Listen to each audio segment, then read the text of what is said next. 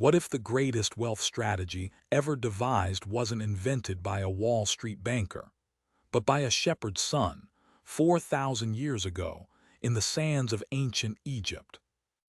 The principles behind that strategy didn't just save one nation. They built empires, and they work just as powerfully for you today. These are not motivational slogans. They are battle-tested, time-proven wealth laws that have survived every economic collapse in recorded history.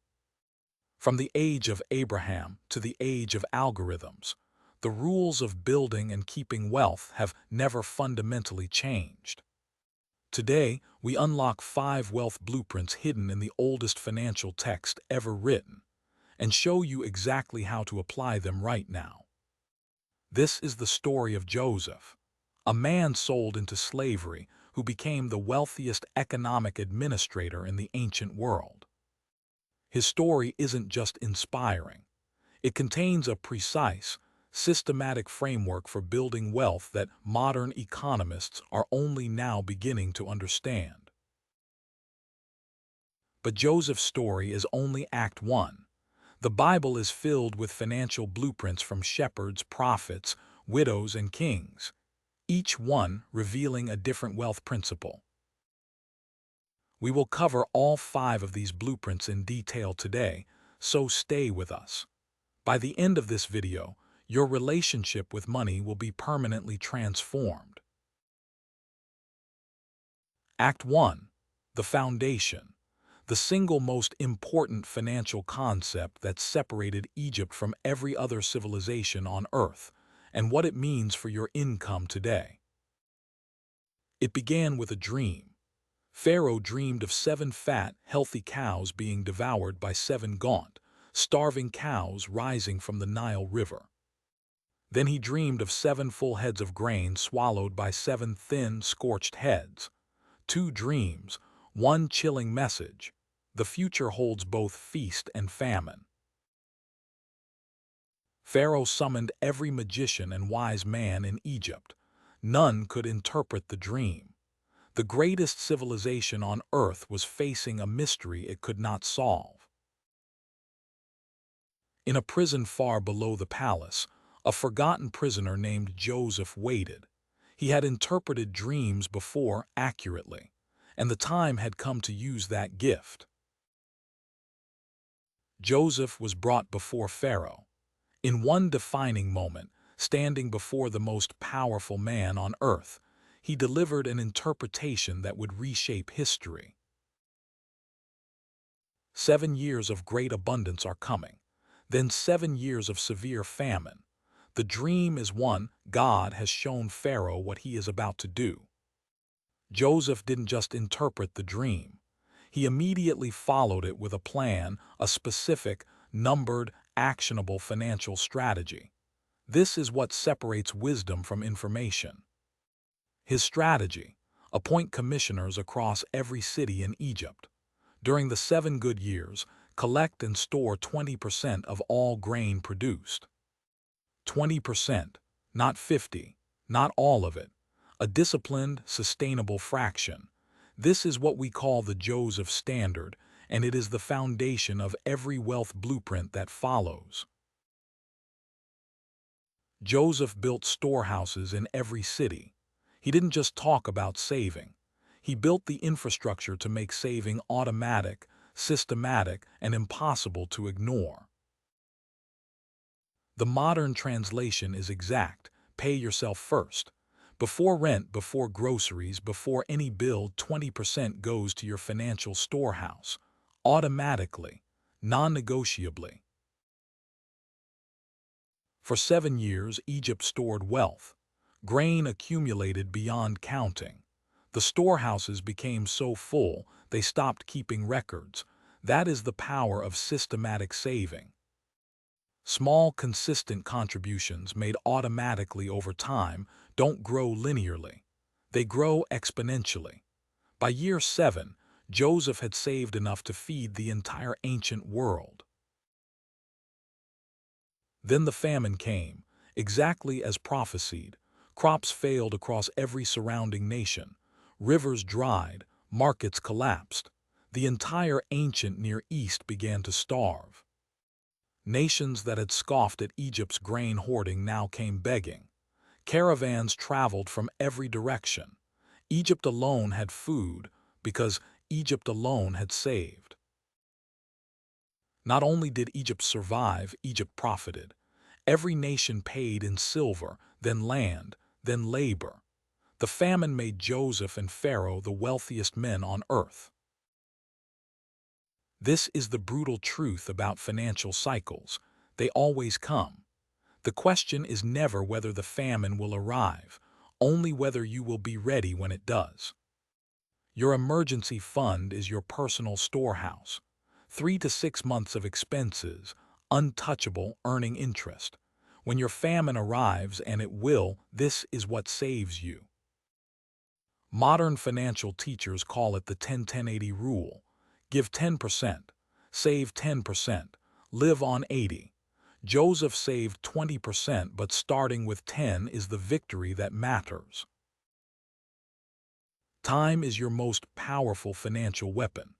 The person who starts saving at 25 will have more at 65 than someone who saves twice as much but starts at 35. Start today. Most people spend their entire lives carrying the water, trading time for money, then spending all of it. They never build a pipeline. They never build a storehouse. The Joseph standard is the shift from carrying buckets to building pipelines. Stop working for money. Start making money work. Your storehouse is the first pipe you lay. Joseph's brothers, the men who sold him into slavery, came to Egypt for grain and bowed before him, not knowing who he was. His preparation had become his power. Preparation is not pessimism. It is power. The person who has built reserves is never desperate. Desperation destroys negotiations, relationships, and opportunities. Preparation destroys desperation. The Joseph principle in one sentence: save in the season of plenty so you can stand strong in the season of need. Write it down. Live it. Your action step from Act 1: automate your savings today. Set up a standing transfer for the day your income arrives. Remove the decision. Remove the temptation. Make it automatic. You will not feel it building. For the first 6 months, it will seem like nothing.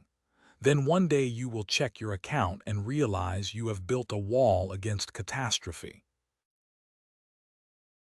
That is Act 1, the Joseph Standard. Systematic saving, built into your life as a non-negotiable habit, is the foundation beneath every other wealth principle we are about to explore. A message meant for you should not be missed. Stay connected. Act 2, the multiplication principle. A widow with nothing but a jar of oil discovers the most powerful wealth lesson ever told, and it has nothing to do with getting more. The story is found in 2 Kings chapter 4. A widow's husband has died. Creditors are coming to take her 2 sons as debt slaves. She has nothing except one small jar of oil. She goes to the prophet Elisha in desperation, and Elisha asks her what will become the most important financial question anyone has ever been asked. What do you have in your house? Not what do you need? Not what did you lose? What do you have? This question reorients everything. It shifts from lack to asset. She answers, nothing except a small jar of olive oil. Elisha's response is not sympathy. It is a precise, actionable strategy that will become a masterclass in wealth creation. Borrow as many empty jars as you can from your neighbors. Don't ask for just a few. Go big. Borrow from everyone. Your capacity to receive is limited only by how many vessels you prepare. She obeyed. She didn't question. She didn't explain why it was illogical. She gathered jars, and in this obedience, she set the stage for the most instructive miracle in financial history. Behind closed doors, with her sons watching, she began to pour. The small jar should have emptied in seconds. Instead, it kept flowing. Jar after jar filled completely. The oil did not stop until the last jar was filled. Then, and only then, did it stop. The multiplication was not limited by the oil. It was limited by the number of jars she had prepared. Read that again. The oil stopped when the jars ran out. Your income, your wealth, your abundance, they will stop where your capacity stops. Expand your capacity. Fill more jars. The empty jars are your untapped income streams, the skills you haven't monetized, the knowledge you haven't packaged, the assets you haven't deployed. They are empty jars waiting to be filled.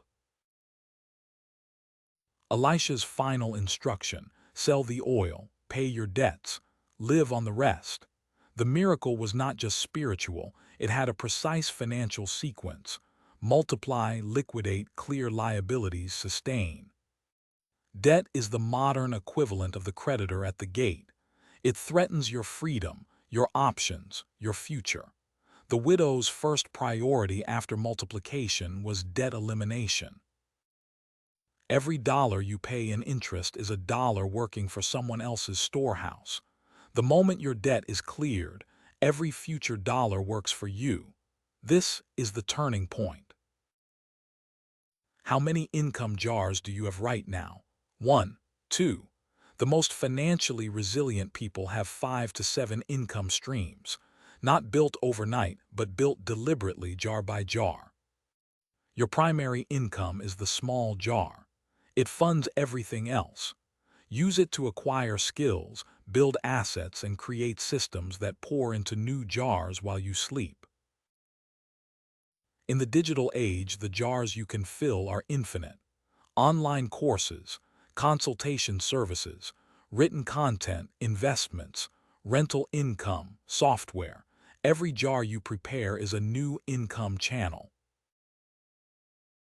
The widow did not wait to be rescued. She did not wait for the perfect moment. She worked with what she had, multiplied it through obedience and action, and changed her family's destiny.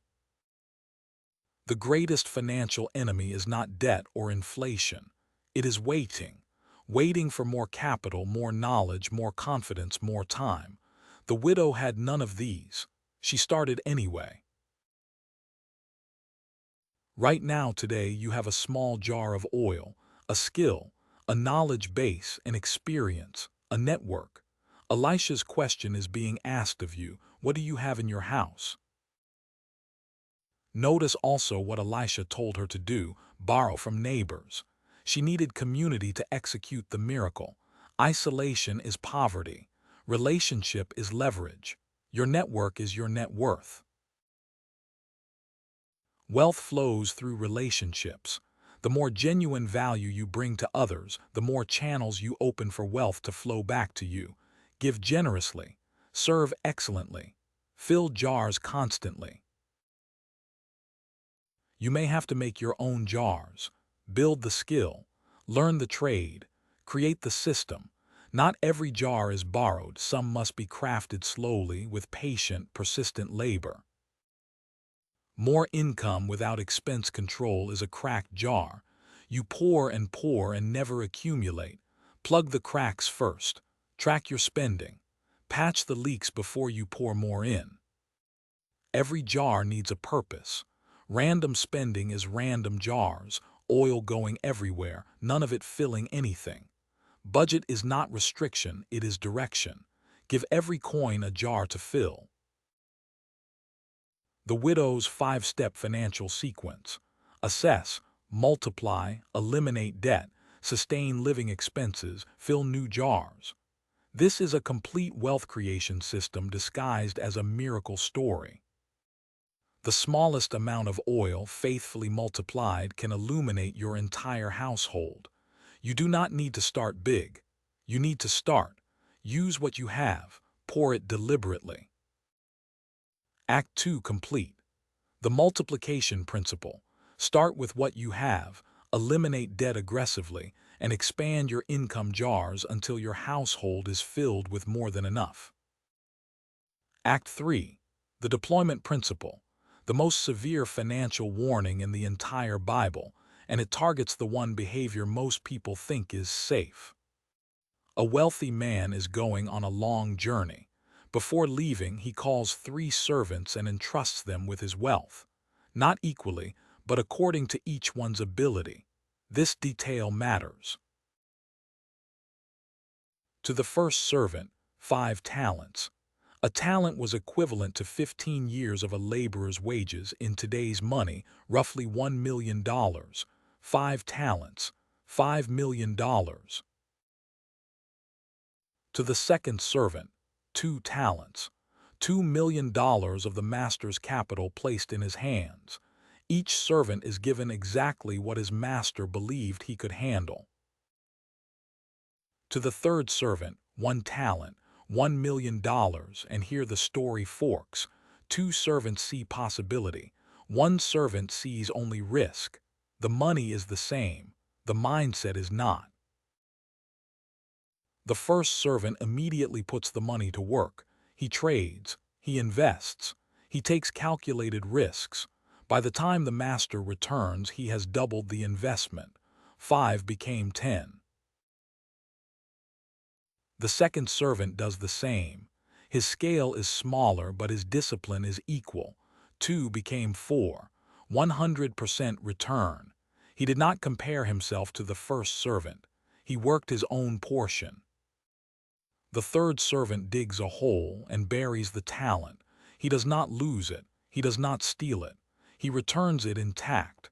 And this is the act the master calls wicked. While the bag sat in the ground, untouched, markets moved. Opportunities rose and fell. Time passed. And every day the talent sat idle was a day its potential was silently destroyed. The master returns. The first 2 servants run to him with joy. Master, you gave me 5. Look, I have earned 5 more. The master's response is the greatest affirmation in financial scripture. Well done, good and faithful servant. Not just for earning, but for faithful deployment.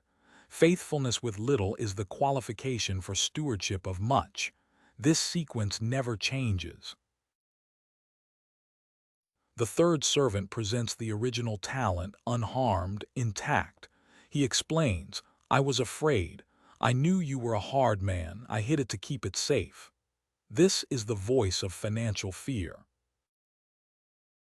The master's verdict, wicked and lazy, not reckless, not dishonest, wicked and lazy.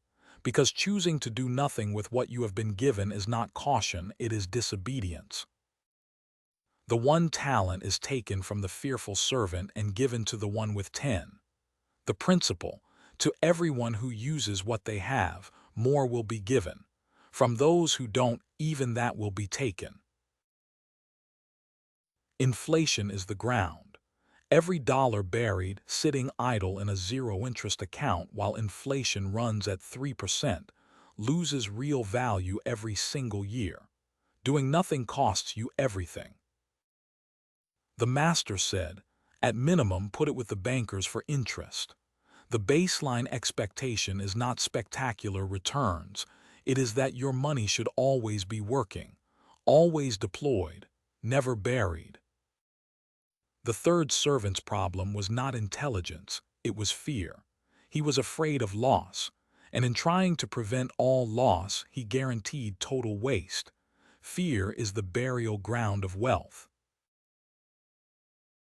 You do not need to be a sophisticated investor to deploy your talent. Index funds, real estate, a simple business, consistency over time turns ordinary deployment into extraordinary wealth. The difference between burying and deploying, sustained over 40 years, is not a small gap. It is the difference between financial dependence and generational wealth. The choice is made today. Faithful over little. This phrase is the key to being trusted with much. The person who manages 100 units excellently will be given 1,000.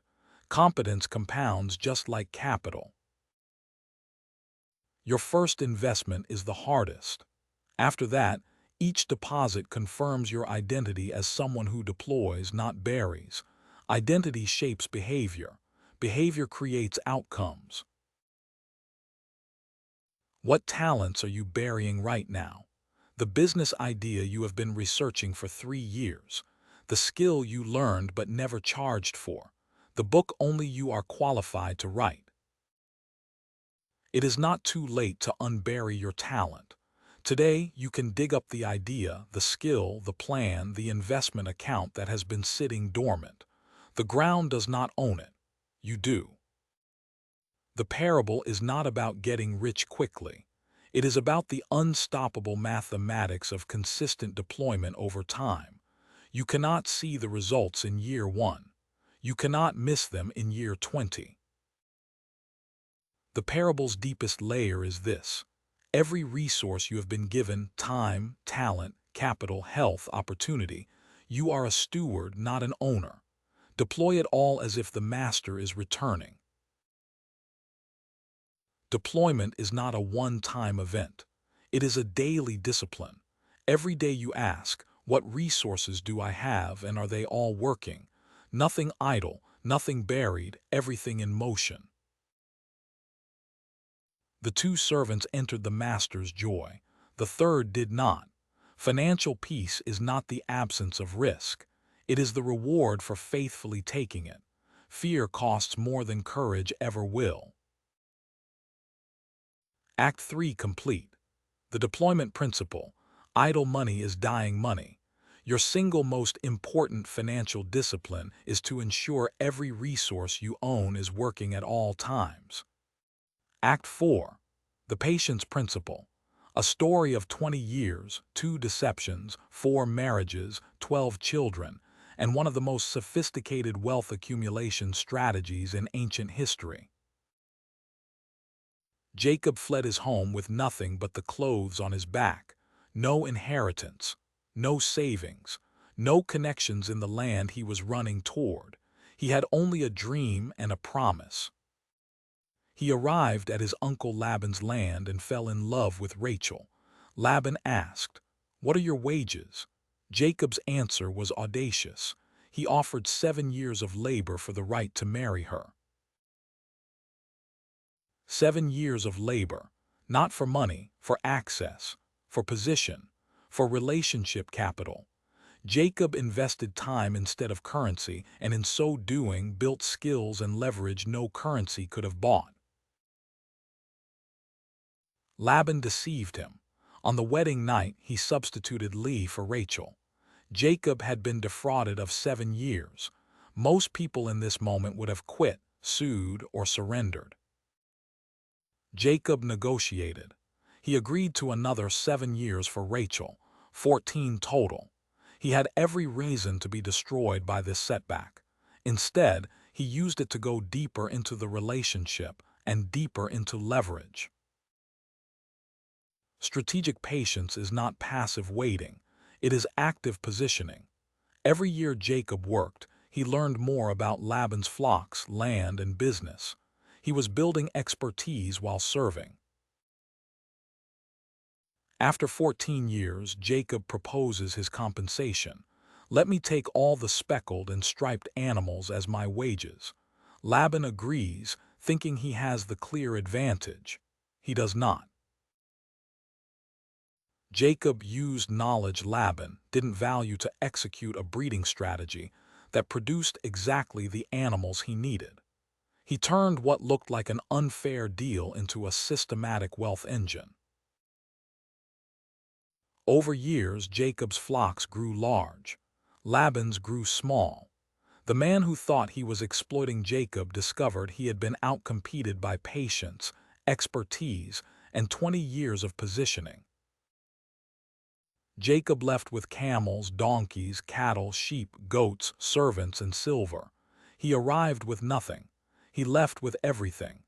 20 years of patience, positioning, and expertise made the difference. The Jacob Principle in modern terms. Early in your career, prioritize learning over earning. The skills and relationships you build in your 20s are the flocks you will leverage in your 40s. Expertise is the most durable wealth asset you can own. Markets crash, currencies inflate, but the person who knows more about their field than anyone else is always in demand.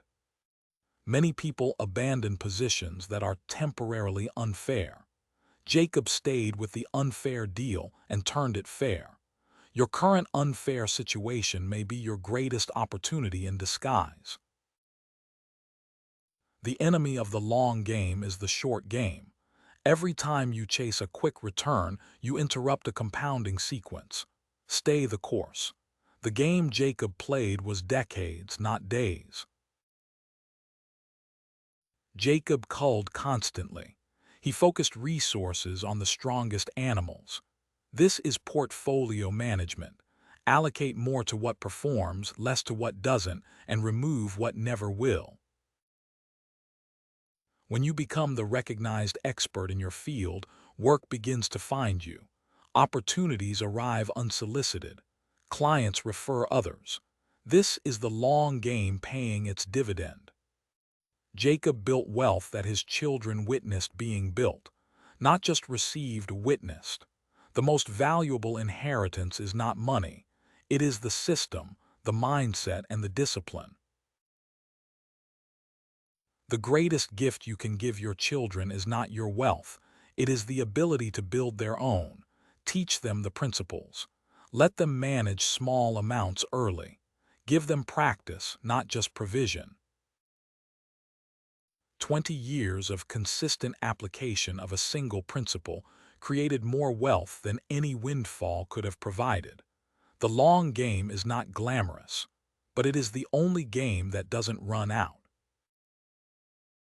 Jacob's 3 laws: position before profiting, stay through the unfair season, and use expertise as your primary capital. These 3 disciplines, held for 20 years, build dynasties. The scope of what patience produces is genuinely incomprehensible until you see it. Small, consistent, expertly managed actions, sustained for 20 years, do not add up, they multiply up.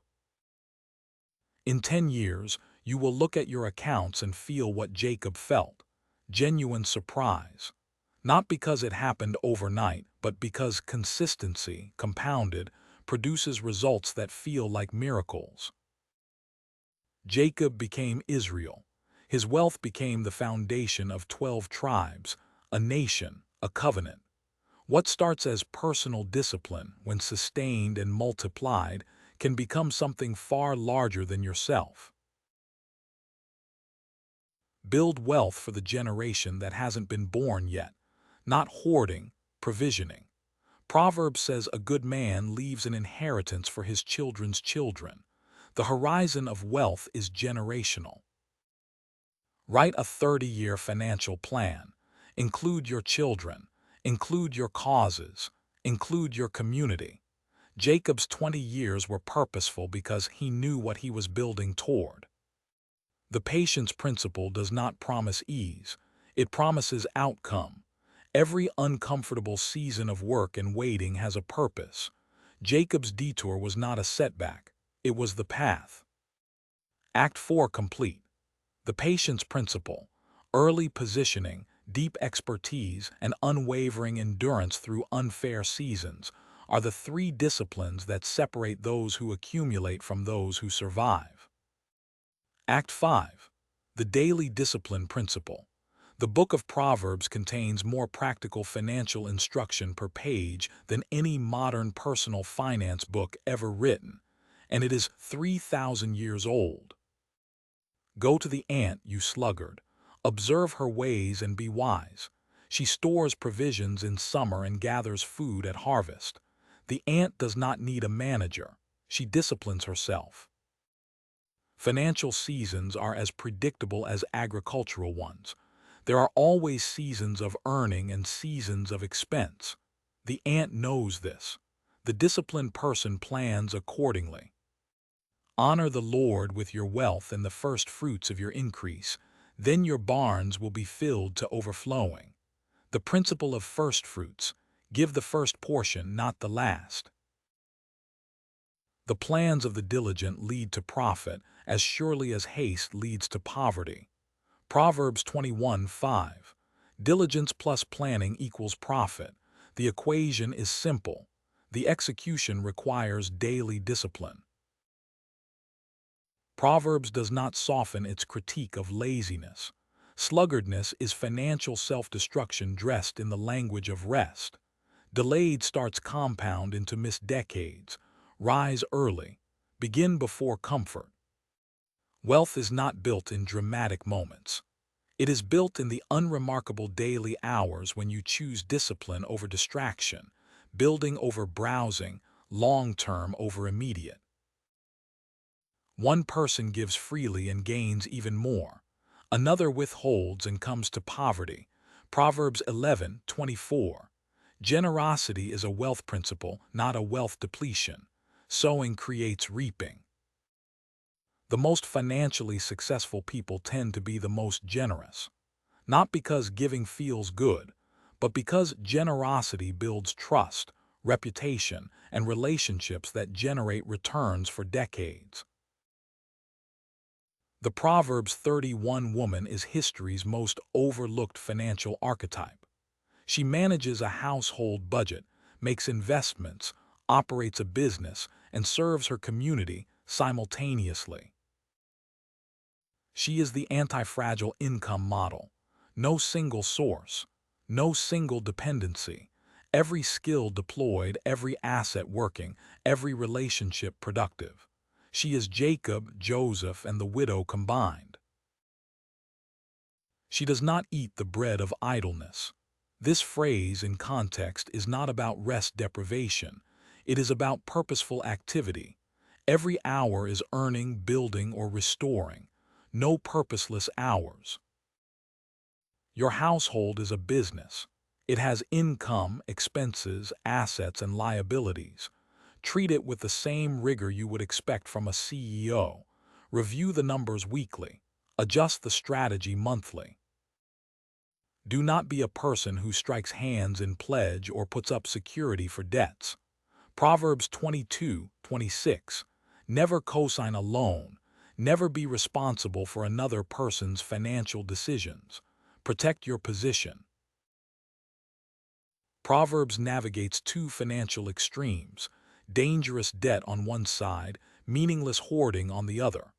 The wise path is deployment with discipline, wealth in motion, not wealth in hiding.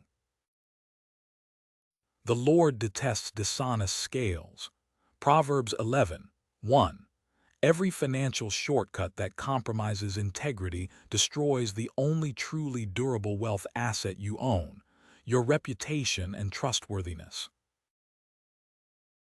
Your reputation is a balance sheet item.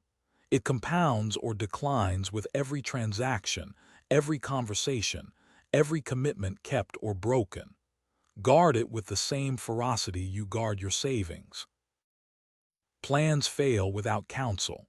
Proverbs 15:22. The wealthy do not make major financial decisions alone. They build a team: a financial advisor, an accountant, a mentor, a coach, a trusted peer group. Find your council of advisors. One person who has done what you want to do, one who manages your tax, one who challenges your thinking, one who prays for your purpose. Community is wealth infrastructure. Wealth is not an event. It is an architecture, built brick by brick, habit by habit, decision by decision, across thousands of unremarkable days. The blueprint exists. The builder must show up. The Proverbs system is a daily rhythm, not a one-time decision. Morning planning, purposeful labor, consistent generosity, evening review, sleep with a clear conscience. Repeat for decades. Track everything. The person who tracks their spending finds the leaks. The person who records their decisions learns from their patterns. Financial self-awareness is the precondition for financial growth. The Proverbs market principles are as relevant today as in Solomon's court. Buy value, avoid unnecessary risk, stay liquid for opportunity. Think in decades, not days. The market has not changed its nature. The diligent make use of everything they have. Nothing is wasted. Every unnecessary subscription canceled, every meal prepared instead of purchased, every deliberate choice becomes a brick in the wall. Talk about money in your household. Remove the shame and secrecy. Families that discuss finances openly, track together, and celebrate progress together build cultures of wealth across generations. Proverbs is the oldest personal finance curriculum ever written. If you read one chapter per day, there are 31 chapters. You will complete a full financial education course every month. Time, discipline, and consistency. 3 words, 3 habits, 3 decades. These 3 forces, applied simultaneously and without interruption, produce wealth that cannot be adequately explained to those who have not experienced it. 5 blueprints, Joseph's saving discipline, the widow's multiplication system, the talent deployment principle, Jacob's patient positioning, and Proverbs' daily habits. Together, they form a complete wealth architecture. These are not myths. They are documented case studies from human history's most studied text. Each one faced the same economic forces you face.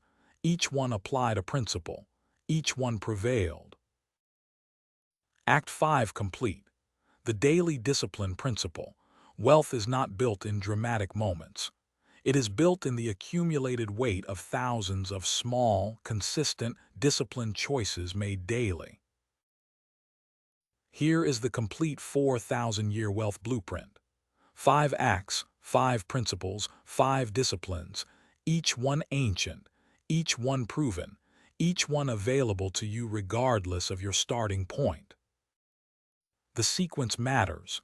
You cannot build the upper levels without the foundation. Start with the Proverbs disciplines, layer Joseph's saving, then the widow's multiplication, then talent deployment, then the long game. You now carry 5 wealth scrolls that most people will never read. The question is not whether they work. 4,000 years of evidence has answered that question. The question is whether you will. A message meant for you should not be missed. Stay connected. Your first action step. Within 24 hours of watching this video, open a dedicated savings account and set up an automatic transfer of at least 10%. Name it your storehouse. The Joseph principle is now activated. Your second step. Write down 3 skills or knowledge areas you have that someone else would pay to access. These are your oil. Begin filling at least 1 new income jar within the next 30 days. Your third step. Audit where your money is sitting. If any meaningful amount is buried in a low-yield account earning less than 3%, move it. Unbury the talent. Deploy it with intention. Your fourth step, write your 20-year financial vision. Where do you want to be? What do you want to own? What do you want to give? What do you want to leave? The long game requires a long destination. Your fifth step, read 1 chapter of Proverbs every day this month. Track every expense for 30 days. Build the daily discipline infrastructure. The habits precede the results by years. For a season, you will see nothing. The seeds will be underground, the oil will be accumulating, the talent will be working, the flock will be growing. Trust the principle. The harvest always comes. Share what you have learned today. Not just the information, but the discipline. The greatest transfer of wealth happens not through inheritance, but through the transmission of wisdom from one generation to the next. 4,000 years ago, in the deserts and palaces of the ancient world, Ordinary men and women face the same economic challenges you face. They left us their playbook. Use it. The blueprint is complete, the principles are ancient, the application is immediate, the results are compounding. Your storehouse is waiting to be built. Your jars are waiting to be filled. Begin now. Save like Joseph. Multiply like the widow, deploy like the faithful servants. Position like Jacob, discipline like the Proverbs. 5 principles, 4,000 years. 1 blueprint. Your time starts now.